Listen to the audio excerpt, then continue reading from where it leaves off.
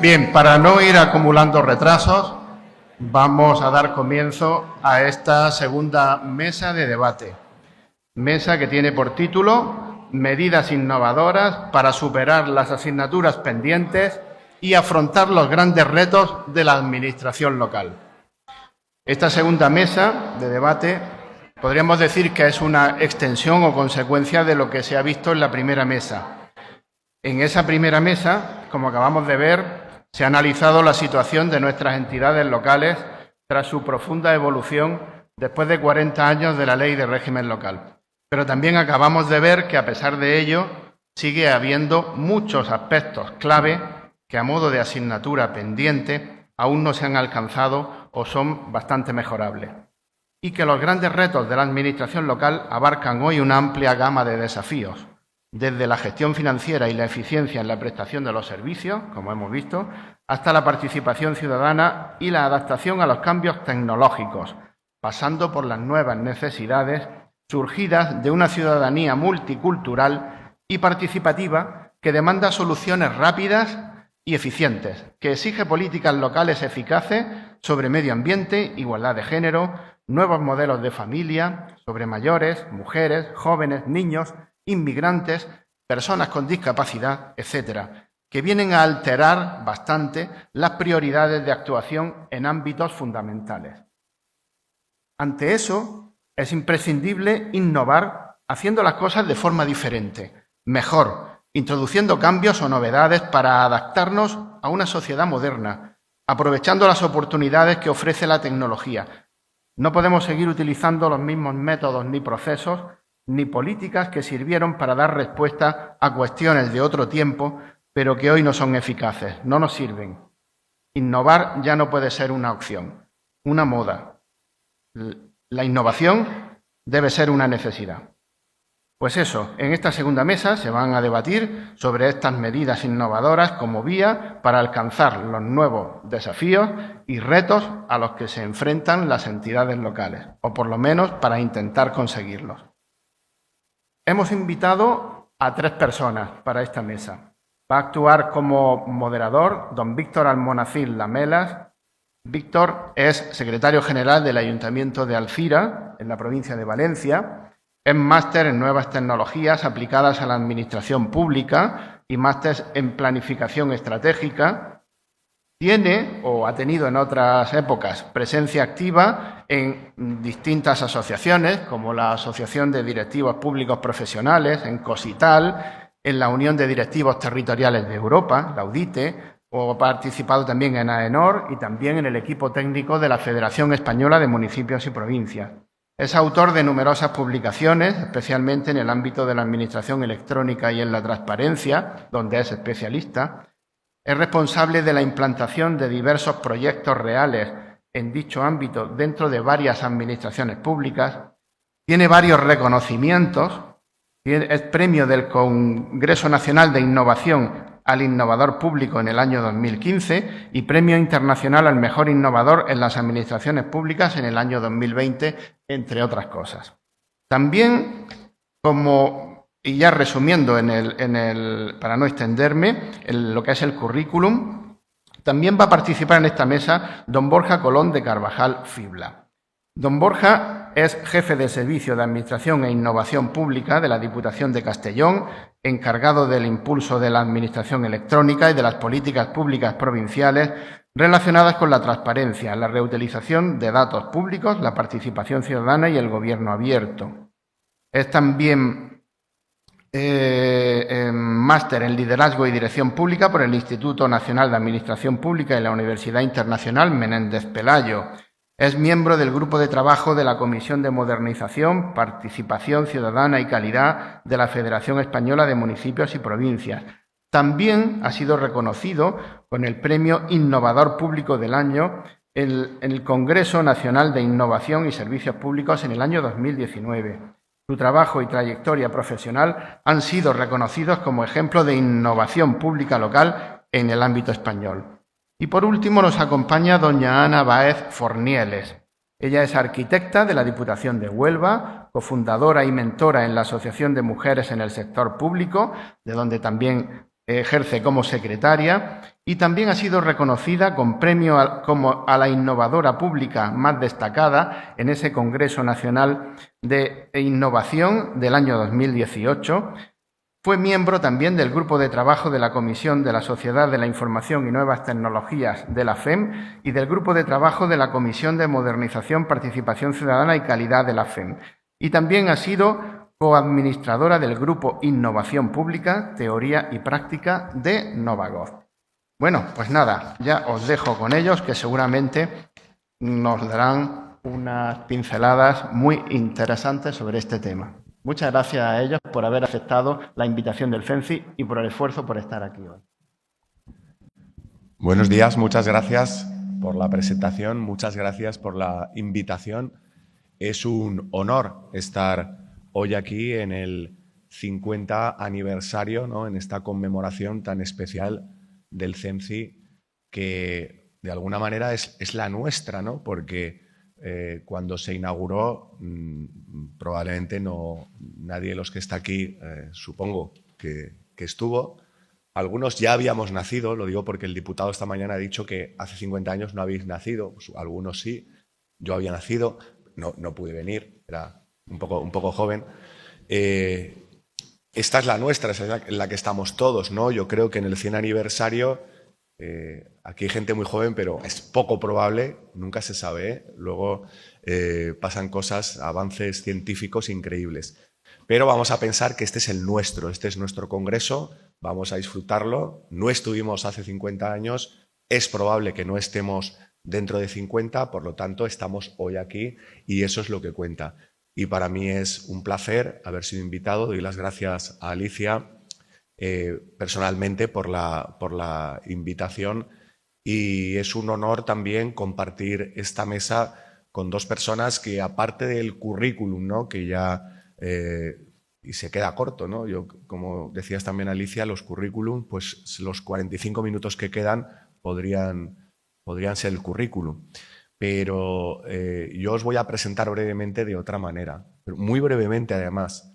Tanto Borja como Ana son dos grandes amigos míos. Entonces, como decía, vamos a disfrutarlo, vamos a disfrutar esta mesa, vamos a hacer que el público disfrute. Nosotros intentaremos ser un poquito más optimistas dentro de lo que cabe, porque evidentemente pues habrá que dar... Es imposible ser más optimistas que Rafa. Habrá que darle un punto de rigor y vamos a intentar responder evidentemente también al título de la mesa. Y ya entrando en materia, yo, pues como veis, esta mesa es un poco más reducida, tiene una persona menos, es la mesa ¿no?, más liviana del Congreso, pero eso de alguna manera nos motiva a ser más ágiles. Creo que lo vamos a hacer. Yo voy a doblar en el rol de moderador y ponente, o sea, yo voy a ser uno de ellos y, como digo, sin más dilación, vamos a pasar a entrar en materia. Claro, el título de alguna manera entronca con la mesa anterior, porque como reza el programa, esta mesa se llama Medidas innovadoras para superar las asignaturas pendientes y afrontar los grandes retos de la administración local. La otra mesa, sobre todo la parte de Isabel, pues han acabado un poco listando los desafíos para el siglo XXI. Retos y desafíos, ¿no?, son casi sinónimos, pero vamos a intentar no solaparnos. Lo que sí vamos a intentar es darle esa continuidad lógica. Entonces yo, por hacer un breve guión, ¿no?, de lo que va a ser la mesa, insisto, lo más ágil posible, vais a ver que, como nos han presentado como personas innovadoras, vamos a ser disruptivos. Esta mesa va a ser un poco innovadora, ya está. No sé si me estoy saliendo del guión, ahora lo veréis. Entonces, yo mismo, en este caso en mi rol de ponente o de miembro de la mesa, voy a intentar seguir desarrollando esos retos en este caso ya más asignaturas pendientes que creo que tenemos que afrontar ya mismo y que espero que solucionemos antes del próximo aniversario, del 100 aniversario del CENCI. Y a continuación a mis compañeros les cederé la palabra para que ya me hablen de las medidas. Va a ser muy práctica esta parte porque vamos a abordar soluciones. Es decir, los problemas está bien para situarse. Ellos van a hablar ya de soluciones. Pero no nos vamos a conformar con eso, porque después vamos a hacer una especie de caso práctico aquí, lo cual encaja más en una formación, en un curso, que en un congreso. En un congreso no encaja un caso práctico. Entonces, también tenemos un plan B por si es un fracaso la iniciativa, no pasa nada. Pero vamos a hacer un DAFO. Esa metodología así un poco manida, pero que siempre es eficaz. El DAFO siempre funciona, ¿no? Entonces, vamos a hacer un DAFO y, como corresponde, ¿no?, a las 4 letras, y como solo somos 3, pues Ana va a hacer las debilidades, Borja va a hacer las amenazas, yo voy a hacer las fortalezas y el público va a hacer, si queréis y si intervenís, y si hay un micrófono por ahí, que creo que sí, las oportunidades, la O del DAFO. O sea, lo digo ya desde el principio para que ¿vale?, vayáis preparando las oportunidades de este momento. ¿Qué oportunidades tenemos? ¿No? Ya uno puede pensar, bueno, vale, alguna tengo.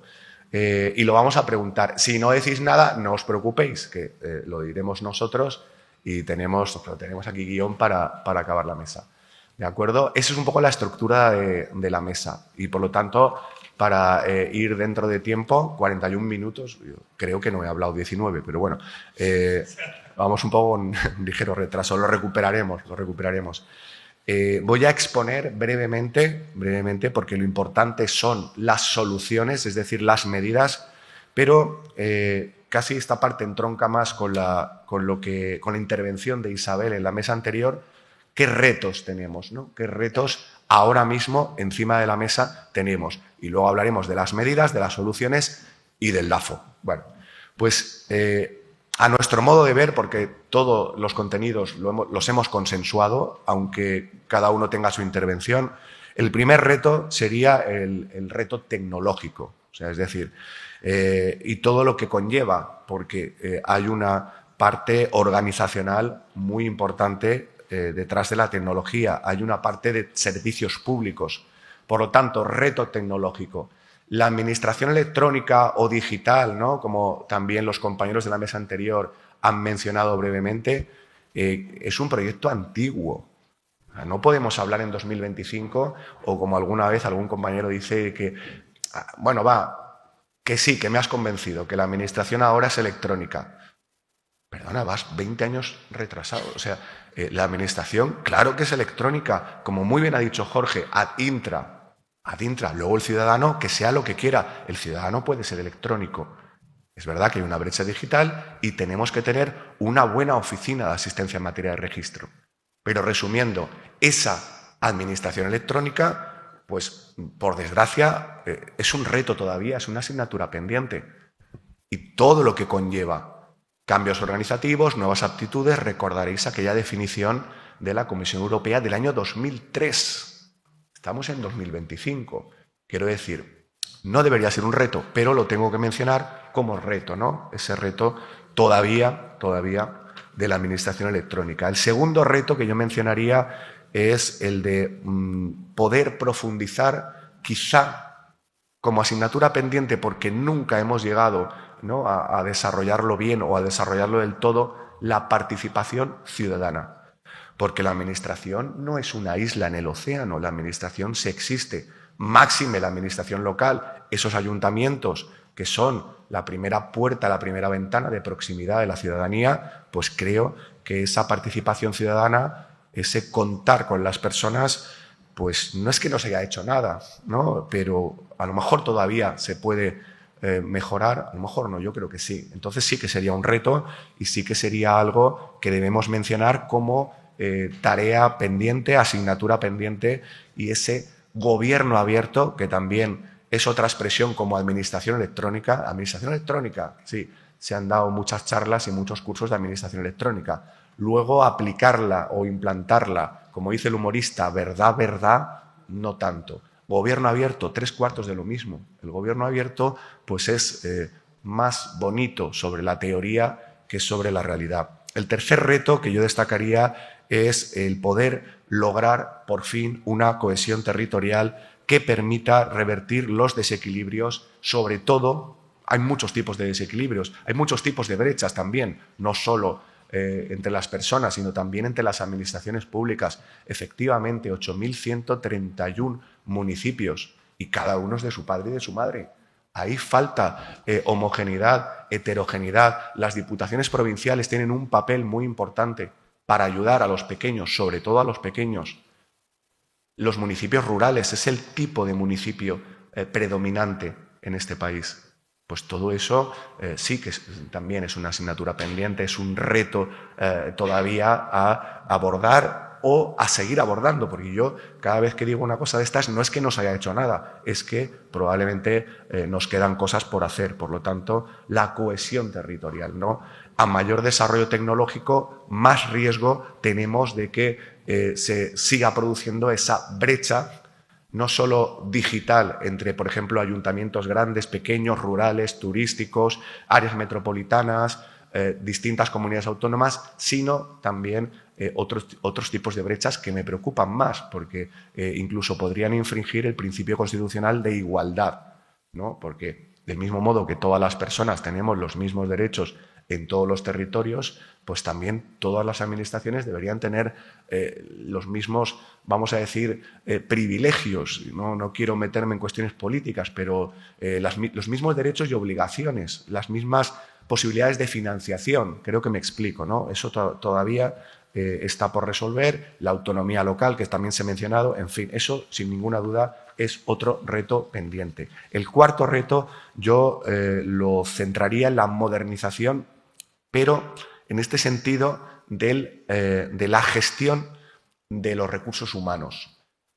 Esa captación y, ojo, retención del talento, porque el talento a veces se va. Ay, es que fulanito se ha ido, pues no estaría bien. Bueno, aquí nos quedamos los buenos. Bueno, ¿por qué se ha ido? ¿No? Es que seguramente le pagaban más.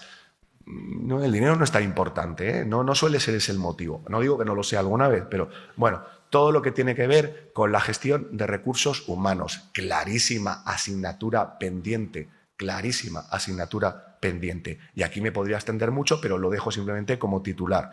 Todo el tema de recursos humanos, cuestiones organizativas y desde las nuevas oposiciones y, en fin, todo lo que tiene que ver con lo que es la gestión interna, que es una cosa pues muy difícil, pero no por ello a lo mejor bien abordada, ¿no? Quinto reto, la mejora de un aspecto muy concreto y muy importante de las organizaciones públicas, que es la contratación. ¿La contratación pública es importante? Sí. ¿La contratación pública se hace de una manera maravillosa, excelente? No. ¿Se hace lo mejor que se puede? Sí, o supongo que sí. Bueno, yo lo pongo como reto. La contratación pública tiene que ser mejor, más innovadora. La ley de contratos es la que es. Pues ahí nos conformamos, pero la aplicación de la ley debería ser menos farragosa, menos burocrática, más innovadora, más tecnológica. ¿Se debería aplicar la inteligencia artificial a la contratación pública? Sí. ¿La ley lo prohíbe? No. No empecemos a darle la vuelta a la tortilla para que no se pueda. Eso estoy un poco ya cansado. Más transparente, más sostenible, que no sea foco de corrupción, porque en los ayuntamientos la corrupción venía por dos sitios, el urbanismo y la contratación. Cuando las diversas crisis han enviado al urbanismo a freír, ¿no? Gárgaras, ¿no? A hacer gárgaras, a freír, he mezclado dos, pero cuando el urbanismo ha venido un poco... Sí, esto es como... Se me ponen los pelos de gallina, ¿no? O los pelos de punta, o... ¿no? Bueno, yo creo que la contratación pública está todavía... Tiene margen de mejora. Sexto reto, solo me queda este y otro. La planificación estratégica, la evaluación continua de políticas públicas. No hemos sido buenos en la aplicación de las metodologías de gestión pública que algunos, como en la presentación que nos han presentado como máster en esto, máster en otro, yo soy máster, por ejemplo, en planificación estratégica, pues no veo que se haga. No veo que se haga. Entonces, pues lo pongo como asignatura pendiente. O sea, se gestiona, tenemos... Iba a decir tengo, pero todos tenemos una compañera muy querida por mí de Cataluña que se llama Magda Lorente, no sé si la conocéis, que ella habla en contraposición a lo que debería ser, a la planificación, a la programación. Ella dice que la mayoría de administraciones utilizan o utilizamos el sistema ASM. Y una vez, claro, lo hice para que alguien caiga a la trampa, una vez le preguntaron, ¿cuál es el sistema ASM? Y dijo, pues es asalto de mata, que es lo que normalmente hacemos es que te levantas un día por la mañana y no sabes cómo vas a apagar todos los fuegos, ¿no? Y así pasa que vamos como pollos sin cabeza. Y ya el último, séptimo reto, que sería la resiliencia institucional, la resiliencia funcional y la resiliencia de los servicios. ¿Por qué? Porque no sé si os habéis dado cuenta, estamos en un siglo XXI muy movidito, la pandemia, la dana, el apagón, yo estoy temblando de miedo, no sé qué es lo siguiente que puede pasar. Y la administración, evidentemente, cada vez que pasa una cosa de esas, tiene que ser la que dé un paso hacia adelante. Pero si no tenemos resiliencia organizativa, si el apagón de hace poco paraliza los servicios públicos, pues habrá que tener un plan B, o sea, habrá que tener, yo qué sé, un generador de emergencia, algo, habrá que invertir en eso. Habrá que pensar que va a volver a pasar, por desgracia, va a volver a pasar algo gordo. ¿Por qué? Porque no hacen más que pasar cosas de ese tipo. Creo que esto no lo podemos perder de vista. Bueno, pues sin más dilación, después de dichos estos retos, por ejemplo, Borja, medidas, soluciones o qué harías tú para solucionar o para intentarlo. Gracias, Víctor. Súper rápido porque ya nos queda solo media horita. Lo primero, enhorabuena Alicia, enhorabuena Cenci, enhorabuena a todo el equipo. Para mí personalmente es un placer formar parte de esta celebración, de este evento. Aquí hay gente mayor, pero también veo gente muy joven. Estáis en una institución, en un santuario del conocimiento y de la formación en España. Por favor, valorar lo que tenéis entre manos. Varias cuestiones. Admiro profundamente a mis compañeros que veo un montón de gente y deberían estar en las escuelas las lecciones de Rafa Jiménez Asensio, de Javier, de Víctor, de un montón de gente. Por favor, leed lo que toda esta gente escribe y no consumáis tantas redes sociales porque la profundidad está en la lectura.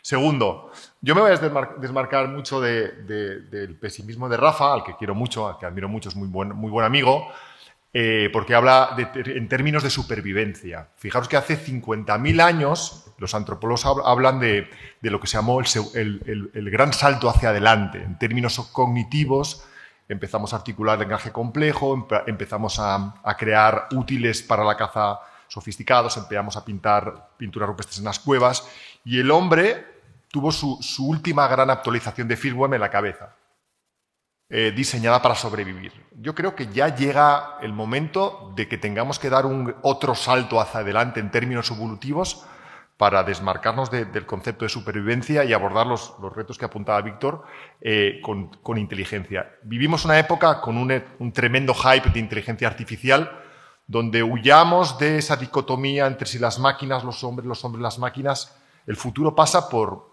esa figura del centauro donde aunemos la inteligencia artificial y la humana para hacer las cosas mejor. Es decir, no nos van a sustituir, nos van a potenciar, ¿correcto? Por lo tanto, en ese escenario centauro donde cojamos el potencial de la inteligencia artificial sumada a la inteligencia humana, es el escenario en el que nos vamos a mover en el corto plazo, ya no en el medio, en el corto plazo. Dicho lo cual, yo me centro en tres grandes retos. Javier ha dado los datos del planta local, demoledores, 8.131 municipios, pero se ha dejado dos datos que yo tenía recogidos, que son que aproximadamente 15 millones de habitantes en España viven en municipios de menos de 20.000 habitantes. Es decir, un tercio de la población española vive bajo el paraguas de las diputaciones donde estas, gobiernos locales intermedios, son las instituciones de referencia. Y segundo, el 49,06% de los municipios de España tienen menos de 500 habitantes. Menos de 500 habitantes. Ese es el escenario, ¿vale? Tres desafíos a los que tenemos que hacer frente. En primer lugar, la manida transformación digital, la podéis llamar como queráis, transformación digital, administración electrónica, gobierno digital. A la gente incluso le puede cansar que sigamos más de 20 años después hablando de esto, pero La gente debe entender que para incorporar un chatbot en la web, para usar inteligencia artificial, para automatizar procesos, para tener una RPA concreta, antes tienes que tener un catálogo en la sede. Antes tienes que tener las actas digitales. Antes tienes que haber hecho los deberes en todo lo que representa la transformación digital ad intra, como decíamos hace un momento, y ad extra, hacia afuera, ¿vale? Yo os propongo 4 soluciones, 4 ideas que me parece un poco... no las quiero llamar innovadoras porque me parecen un poco de sentido común. En primer lugar, como afortunadamente llevamos muchos años dando la matraca, señores como este y como algunos otros más, en temas de administración electrónica, la transformación digital ya está escrita. Definición año 2003 y desde 2003 en adelante muchas administraciones ya han pasado por ahí. Primera lección, copiemos a los que ya lo han hecho y que lo han hecho bien, que ya hay muchos y que ya han llegado a donde teníamos que llegar. Por lo tanto, la primera lección, si queréis, es un poco lo que los coaches llaman benchmarking. Bueno, copiar y pegar de forma inteligente. En segundo lugar, como veis, no voy a hacer nada innovador, ¿eh? Invertir recursos y contratar a gente. Porque es muy sencillo abordar transformaciones desde muchos horizontes sin pasta y sin gente. Eso es muy fácil.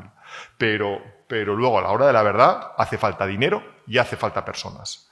Y al final es una decisión estrictamente política, y lo digo porque creo haber oído que hay algunos diputados y probablemente algún alcalde, y esto es invertir ahora para ahorrar después. No hay ninguna transformación conocida que se haya hecho a coste cero, salvo las que haces en IKEA, en tu casa, intentando remodelar la habitación de tus hijos, que vale 300 euros. Lo demás cuesta mucho dinero. Y 2, cuesta mucho músculo en términos humanos.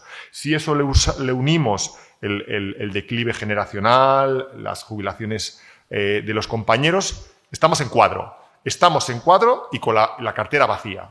Entonces, es muy difícil transformar el sector público a coste cero y con los 4 que somos. En tercer lugar, y muy en espíritu Zenzi, falta formación y capacitación. Hombre, yo lo vivo en primera persona. En mi organización somos los que expedimos los certificados de empleado público. La gente no sabe la diferencia entre un certificado, entre una firma, entre un sello. Cuesta hacerle entender a la gente de la casa el ABC de la transformación digital, cómo no le va a costar a la gente de fuera. Siguiente cuestión.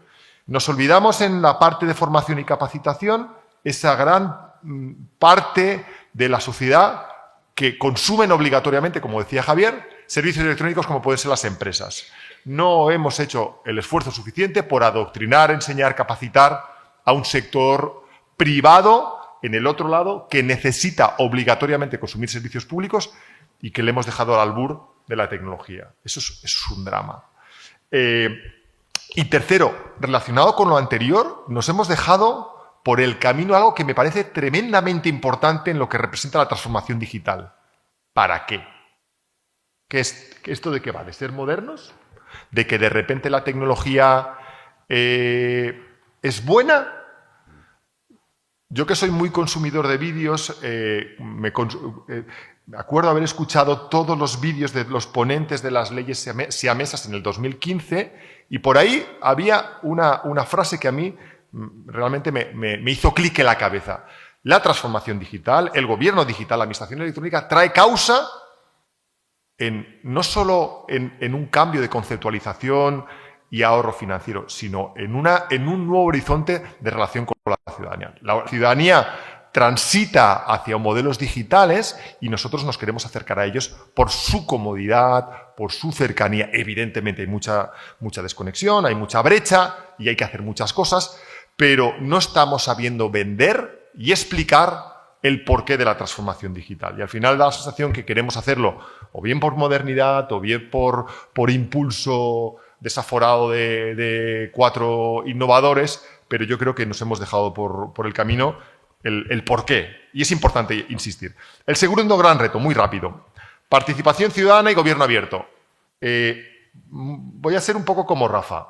Voy a ser cruel. La participación ciudadana ha muerto.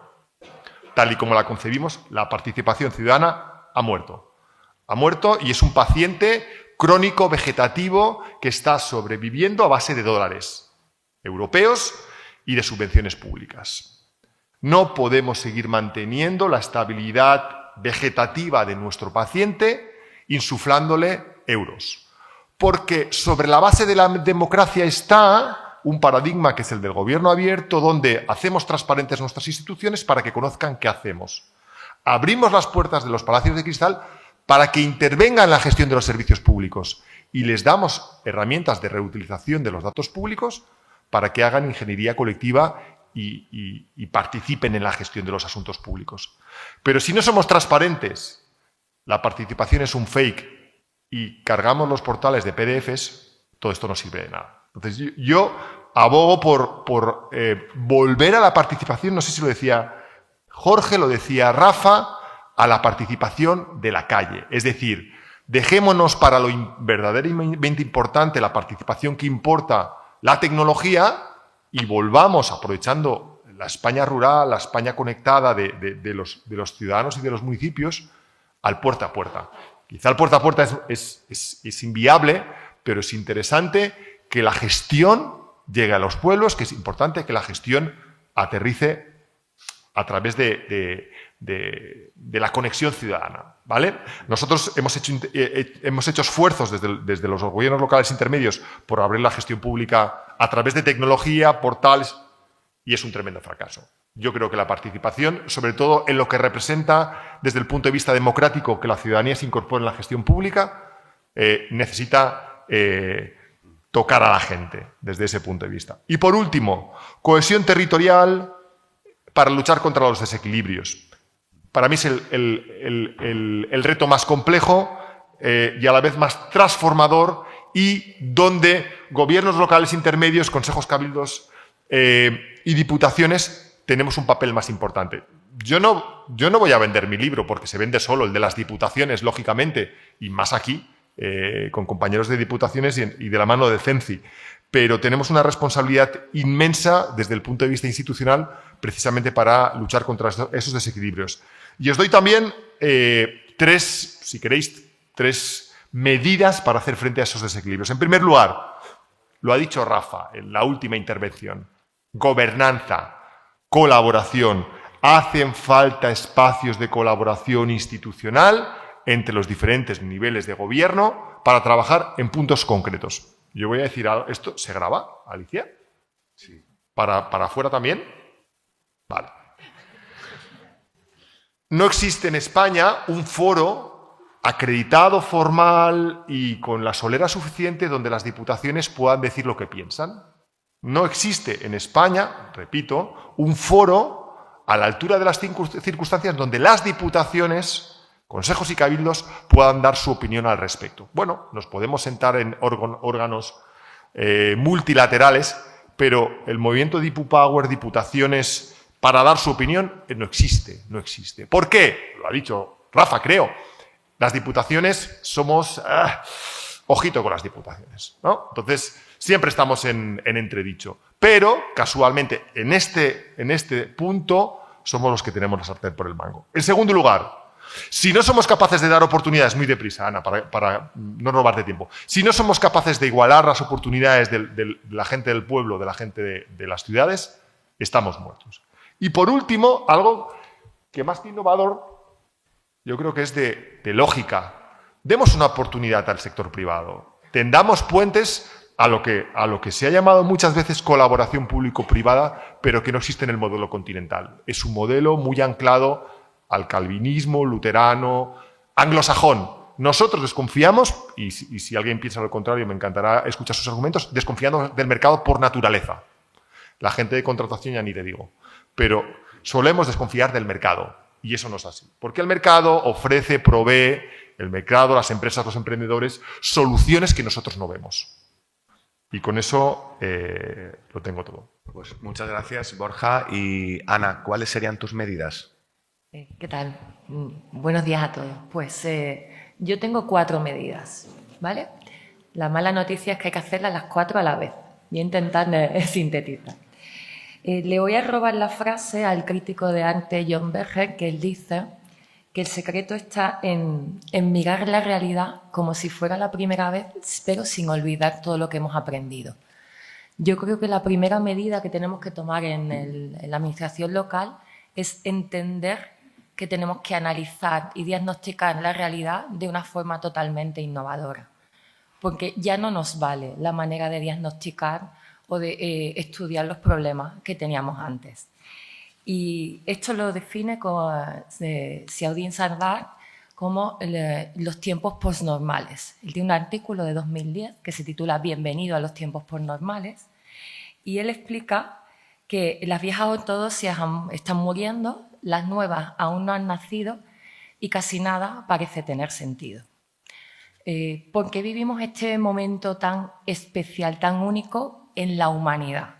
Hemos vivido paradigmas, o sea, el nacimiento, el fuego, la imprenta, la máquina de vapor, supusieron cambios totales para la humanidad, pero nunca como este momento. Y esto os recomiendo un vídeo de Jenis Roca, que ya es de 2013, o sea, ya han pasado 12 años, en el que habla que vivimos en un momento histórico con una H muy grande, porque es la primera vez que una misma tecnología cambia nuestra forma de producir y de comunicarnos. Eso nunca había ocurrido antes. Entonces, en estos tiempos posnormales, que se caracterizan por las 3 C, la manera que analizábamos no nos sirve. Esas 3 C son tiempos complejos, la realidad está interconectada y cualquier cambio en algo modifica lo demás. Lo vimos en la COVID. Decisiones sanitarias modificaban las relaciones sociales, alteraban la economía. O sea, todo está interconectado. Vivimos tiempos donde una de las principales características es el caos. Pequeñas acciones aparentemente sencillas tienen repercusión a nivel mundial. Perdón. Lo vemos ahora. Publica un presidente de un gobierno un tuit y se cae la bolsa en otro continente. Disculpad. Y la tercera característica, que a mí me gusta mucho, que vivimos en un tiempo de contradicciones, donde coexisten a la vez realidades diferentes. O sea, en un momento de absoluto avance científico y tecnológico aparecen las teorías terraplanistas y la gente y los movimientos antivacunas. O sea, y en esta realidad única a lo largo de la humanidad tenemos que entender que hay que analizar los problemas de nuestras instituciones con otra mirada. No nos sirve como diagnosticábamos antes, no digo que lo dejemos de hacer, eso hay que continuarlo, pero ya no es suficiente. Además de analizar qué ha ocurrido o qué hemos hecho, tenemos que analizar el futuro. Tenemos que adelantarnos al futuro. Mi profesor de prospectiva dice que los problemas que tenemos ahora no tienen solución, porque las causas ocurrieron en el pasado. Pero sí podemos anticipar e imaginar qué territorios, qué instituciones, qué ciudades queremos y empezar a trabajar ahora para construir ese futuro posible. Pensar qué tendencias, qué estamos viendo ahora mismo que nos dice qué puede ocurrir, ver qué futuros pueden ocurrir y trabajar para elegir el que queremos que pase. El futuro no es lo que va a pasar, sino lo que vamos a hacer. Y eso lo decía Jorge Luis Borges, ¿vale? Así que, primero, una mirada innovadora de la problemática actual y del futuro. La segunda, ¿y qué tenemos que hacer? Pues para poder trabajar así tenemos que cambiar nuestras estructuras. No podemos acometer problemas del siglo XXI con estructuras del siglo XIX y métodos de trabajo del siglo XX. Tenemos que darle una vuelta total a la estructura de nuestras corporaciones. ¿Para qué? No cambiarnos por cambiar, sino porque ¿cómo podemos construir esa mirada? Con propósito. Esa tercera medida es de verdad trabajar con un propósito, con una visión de futuro. Y quizás ahí eso no nos toca tanto a los técnicos como a la parte política. Tenemos que dar el salto, no podemos vivir a ciclos políticos, porque la realidad no se construye a 4 años. Entonces, necesitamos de alguna manera conseguir generar los suficientes consensos para superar los ciclos políticos y poder imaginar una ciudad, un territorio a 15 o 20 años. Y ese territorio, esa ciudad que imaginemos, adaptar nuestra corporación para poder construirla. Para tener esos consensos, y aquí sí hay que hablar de participación, no puede ser mi idea o la de este equipo de gobierno, ni siquiera la de la participación al uso de os llamo 3 días y ya está. Realmente hay que construir con esa cuádruple hélice que hablan de la Agenda 2030. Sociedad civil, la academia, el sector privado y, como no, el sector público. Pero para plantear qué queremos ser, no solo para preguntarle si le parece bien lo que se me ha ocurrido a mí. Y desde ese consenso sí que podremos superar los ciclos políticos y podemos trabajar más a largo plazo. ¿Cuál es la cuarta medida? Pues que mientras aprendemos a mirar la realidad y analizarla de una forma distinta, aprendemos a construir un propósito de manera consensuada entre todas las partes que tienen conocimiento en la sociedad y adaptamos nuestras estructuras para que sea posible trabajar así, porque con las estructuras compartimentadas y jerárquicas en las que estamos organizados es imposible. O sea, este cuidado que vienen los nuestros no sirve para gestionar proyectos complejos que nos afectan a todos, ¿no? Pues además tenemos que seguir prestando servicios de manera ágil y eficiente. A mí me gusta decir que hay que poner las vías subidas en el tren, pero bueno, no pasa nada. Lo que tenemos que tener claro es la estrategia. No hace falta tanto el plan estratégico como la estrategia de hacia dónde nos dirigimos, en qué nos queremos transformar y cuáles son los pasos que tenemos que ir dando desde el presente para llegar ahí. Y habrá que hacerlo con mucha generosidad, porque creo que en lo público nos cuesta mucho incluir el talento de otros. Ya nos cuesta incluir el talento que tenemos dentro, muchas veces, pero los problemas a los que nos enfrentamos los han nombrado antes, la COVID, la DANA, el apagón. O sea, vivimos problemas que no hay una sola institución que tenga la solución. Las soluciones a los problemas que nos vamos a enfrentar requieren el conocimiento de todos, de otras instituciones, pero también del sector privado y de la academia. Y eso necesitamos modificar nuestra estructura interna para incorporarlo en todo el proceso. No solo cuando le preguntamos para poder en el checklist de los proyectos europeos decir que hemos hecho participación y luego a lo mejor al final, un día que quedemos y le contamos cómo ha salido la cosa. No, tenemos que trabajar codo a codo durante todo el proceso. Así que bueno, sería un poco para mí esas 4 medidas. ¿Cómo empezamos? Pues en pequeño. En innovación siempre decimos que tenemos que prototipar. Vamos a aprovechar la oportunidad de los fondos europeos para elegir un ámbito que nos interese y desde ese momento ir aplicando esta manera distinta de trabajar. No decidir nosotros cuál es el proyecto, sino hacerlo de forma consensuada. Incorporar a esos equipos de trabajo el talento que hay fuera de lo público, pero también echar un ojo y dentro de nuestra institución ese talento que no estamos viendo y que quizás podría hacer crecer esos proyectos.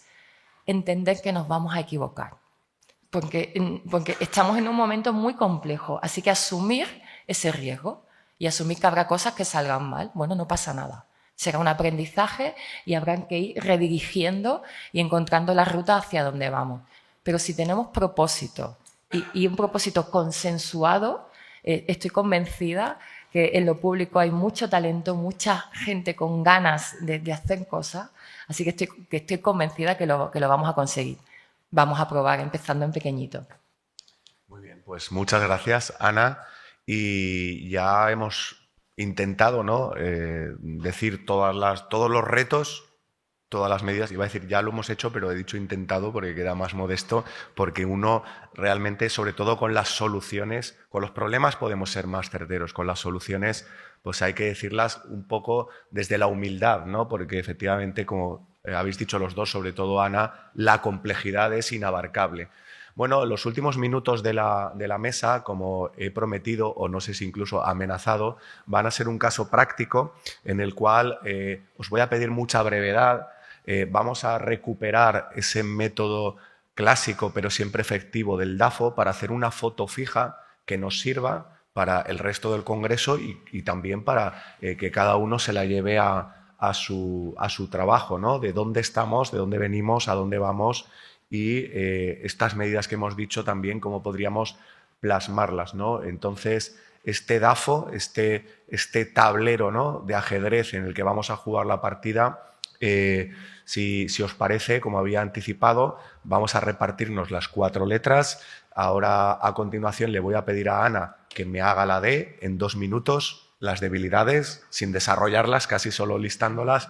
Luego le voy a pedir a Borja, sin que te dé la palabra, interven a continuación de Ana, que va a abordar las amenazas. Yo mismo, sin solución de continuidad, explicaré, a mi juicio, las fortalezas y os vamos a pedir que digáis, yo creo que lo mejor, os vamos a dejar lo mejor, que son las oportunidades para que esto acabe, como he prometido al principio, de una manera más animada, ¿no? Que queríamos dar ese toque. Bueno, por lo tanto, Ana, debilidades que tenemos ahora mismo. Pues en línea con lo que os he comentado antes, creo que tenemos estructuras obsoletas sobre las que es muy difícil abordar problemas complejos.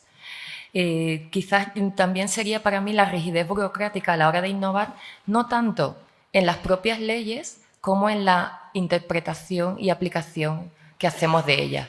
La innovación no puede depender de unos cuantos locos que se atrevan a salirse de la norma. Tiene que formar parte de la cultura organizativa.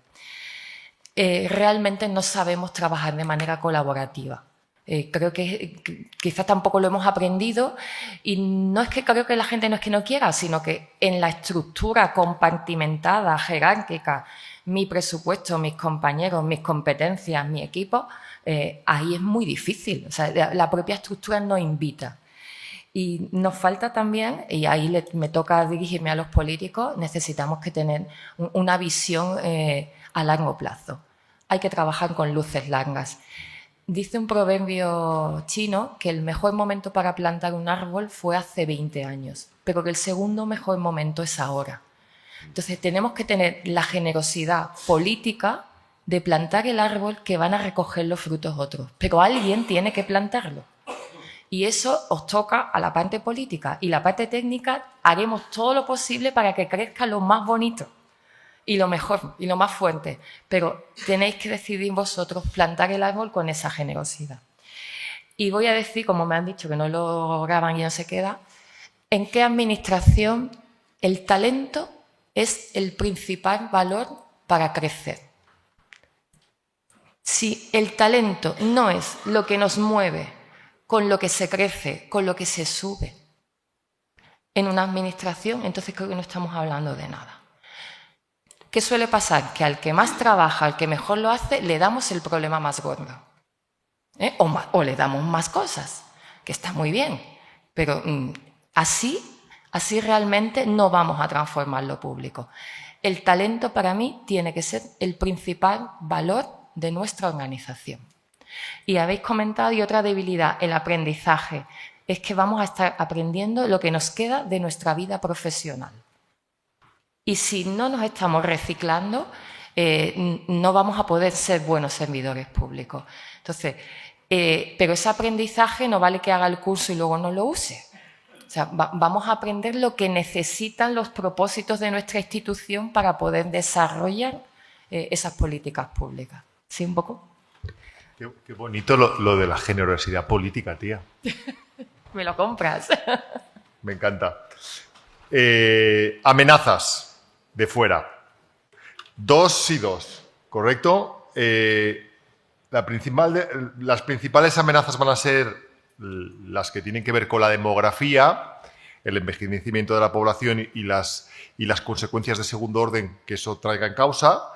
Y al mismo tiempo lo que tenga que ver con la brecha digital / tecnológica y el que esa parte de la sociedad envejecida se descabalgue de esos servicios que nosotros nos obstinemos en ofrecer de forma tecnológica. Es decir, si vamos a un horizonte donde la gente cada vez es más mayor, vive en pueblos y está más desconectada, y nosotros nos obsesionamos más con la tecnología, ofrecer servicios en línea, ahí hay un decalaje bastante complicado.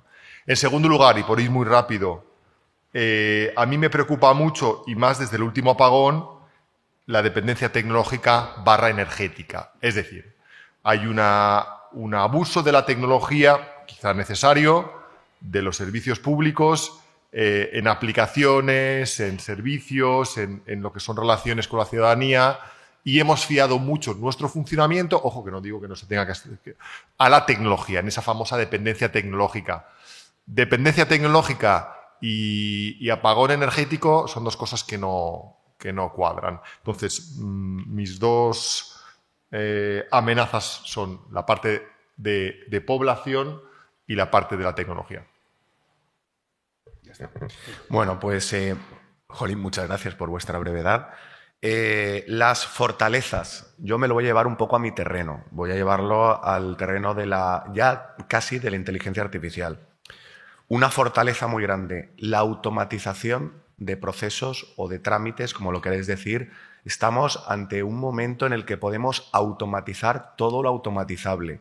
Eficacia, eficiencia, sé que nos faltan recursos, pero tenemos que utilizar la tecnología para funcionar de una manera muchísimo más ágil, ¿no? La administración sigue siendo un poco lenta, sigue existiendo el silencio administrativo.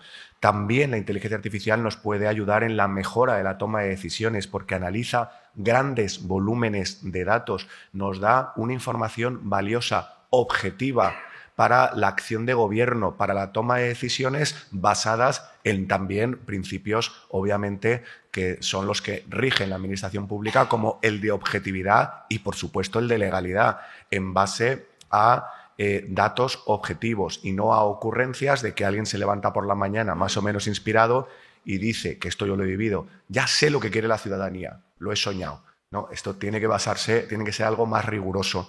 Los servicios públicos. La tecnología y los servicios públicos maridan muy bien.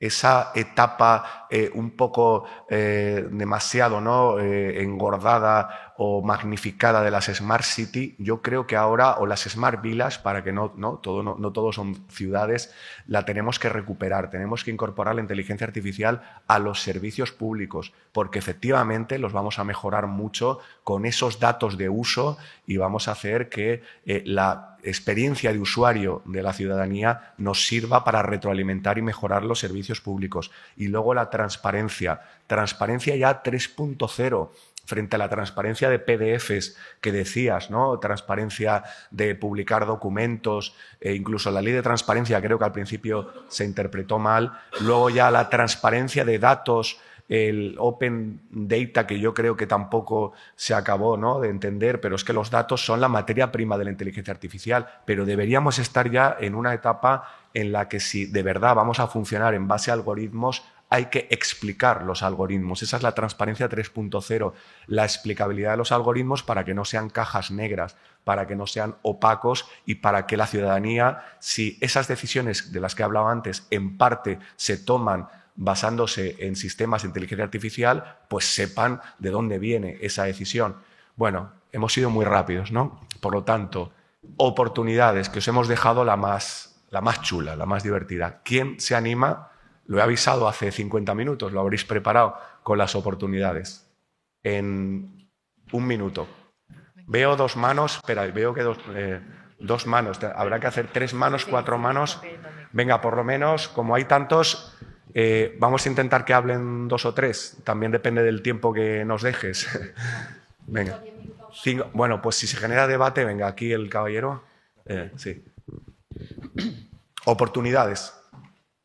Pues yo creo que es poder aprovechar los referentes de ayuntamientos punteros, que los hay, es decir, aplicando un cierto benchmarking y saber, más que copiar, lo que se llama saber adaptar a nuestras realidades.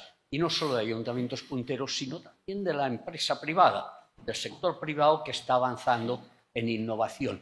Y añado otra. Creo que es una oportunidad la progresiva incorporación de la mujer a puestos directivos. Su capacidad de innovación, su flexibilidad, sus ganas, creo que realmente una oportunidad que en estos 5 años, que ya no solamente se habrán incorporado a más del 50% de puestos directivos, sino incluso más, debemos saber aprovechar. Muy bien. ¿Podéis volver a levantar la mano, por favor, los que la habéis levantado, para que el chico vea? Vale, pues en el orden que queráis. Pues al hilo me ha gustado mucho lo del gran salto hacia adelante que ha dicho Borja, también el aspecto de cómo debemos enfocar la gestión de los recursos actualmente y al hilo de la inteligencia artificial, las oportunidades que nos brinda. Creo que una oportunidad fundamental de la IA es que podemos decir que ahora tenemos la oportunidad de poder tener el tiempo para hacer propósitos, para tomar decisiones con sentido común y, sobre todo, para formular las preguntas que nunca se había tenido tiempo de realizar porque teníamos que estar prestando atención al conocimiento. Me gusta mucho, y esto viene una idea que Xavier Marcet, consultor de la empresa privada, ha analizado muy bien. Utiliza el símil que Peter Drucker hacía de los trabajadores del pensamiento anteriormente, como el capital fundamentalmente estaba en cómo tenían ese conocimiento y ocupaban todo su potencial y todo su tiempo en ese conocimiento, pero ahora con la IA, el nuevo perfil que debería de promoverse, y esto está muy vinculado con el impulso a la dirección pública profesional, serían los trabajadores no del conocimiento, sino del pensamiento. Es decir, trabajadores que tengan el monopolio de las preguntas. ¿Hacia dónde vamos? ¿Cómo lo hacemos? Y poquito a poquito, como ha dicho Ana, en virtud de qué propósito, misión o valores que tanto se cita en la estrategia y que habitualmente no tenemos el tiempo, bueno, pues creo que la inteligencia artificial nos brinda esa posibilidad de deshacernos un poco de todo el campo de tenemos que saber de todo para, una vez que tenemos los datos, poder decir, vale, ya lo tengo esta parte hecha, ¿ahora qué? ¿Hacia dónde voy y cómo lo hago? Muy bien. Una intervención más, creo que hay tiempo. Allí detrás, compañero. ¿Se escucha? Sí. Bueno, yo sumo un poco la última oportunidad. Para mí, yo lo veo muy claro, y esta la compartimos muchos de los que estamos aquí, muchas. La imparable capacidad disruptiva de la inteligencia artificial para la transformación cultural y organizativa, sobre todo si somos capaces de hacerla venir de la mano del reglamento europeo, en especial de su artículo 4, ¿no? La alfabetización digital, que es fundamental, en inteligencia artificial, y sobre todo para reducir un poco esto de la subjetividad clásica del DAFO, lo ato a un indicador que, aunque parezca anecdótico, no lo es, que seguramente mucha gente conoce. El porqué del nombre elegido por el Papa, sabe Dios que yo no soy creyente, el nombre del Papa es León XIV, y lo escoge porque León XIII cogió ese nombre por la Revolución Industrial, y este Papa coge ese nombre por la revolución que va a significar la inteligencia artificial. Para mí es un indicador potente respecto a esta cuestión. Gracias. Gracias, buen apunte. Bueno, pues sí, Alicia, por favor. El micrófono que quiere hablar. Aquí ya viene por ahí. Sí, yo quería decir que creo que es una gran oportunidad los jóvenes que tenemos en España, la gran preparación que tienen en aspectos que nosotros, nuestra generación, la ha tenido en mucha menor medida. Pues aprovechemos esos jóvenes, ese potencial que tienen en idiomas, en tecnología y en muchos aspectos que nosotros no lo hemos tenido, para motivarlos para que accedan al empleo público y no lo vean como algo terrorífico, que yo lo digo por mis propios hijos, que pensar en unas oposiciones, por Dios, qué horror. Pues que no lo vean así, que lo vean como una gran oportunidad de desarrollarse profesionalmente en el sector público, que tanto necesitamos personas preparadas. Muy bien. Pues perfecto. A ver si alguno de esos jóvenes, sobre todo los más talentosos, quiere ser empleado público, porque si no nos vamos a quedar los de siempre. Bueno, pues muchísimas gracias. Voy a cerrar en 2 minutos ya, utilizando un poco mis privilegios de moderador. Me voy a permitir decir una fortaleza más y una oportunidad que habéis dicho bastantes y muy buenas, pero voy a decir una más, si os parece. En cuanto a las fortalezas, las personas empleadas públicas. Somos una fortaleza como una catedral. Yo no sé cómo lo hacemos, pero siempre salimos del paso. Llegamos a la meta con heridas, parece que nos hayamos peleado con un león, cojeando, pero llegamos a la meta, o sea, cumplimos.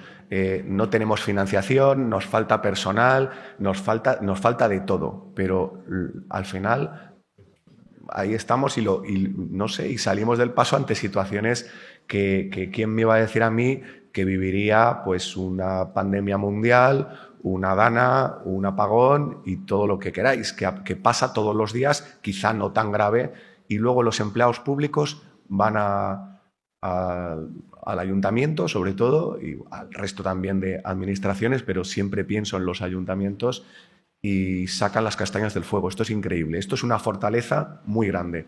Y claro, evidentemente detrás hay una vocación de servicio público y una implicación que es lo que realmente hace que consigamos cosas imposibles, ¿no? Y la oportunidad, que diría yo, es la inteligencia. Estamos en el momento en que la gran oportunidad es la inteligencia. Y alguien pensará, te dejas el apellido artificial. No, lo estoy diciendo, sé lo que estoy diciendo. La oportunidad es la inteligencia. Es más, sobre todo, la inteligencia humana.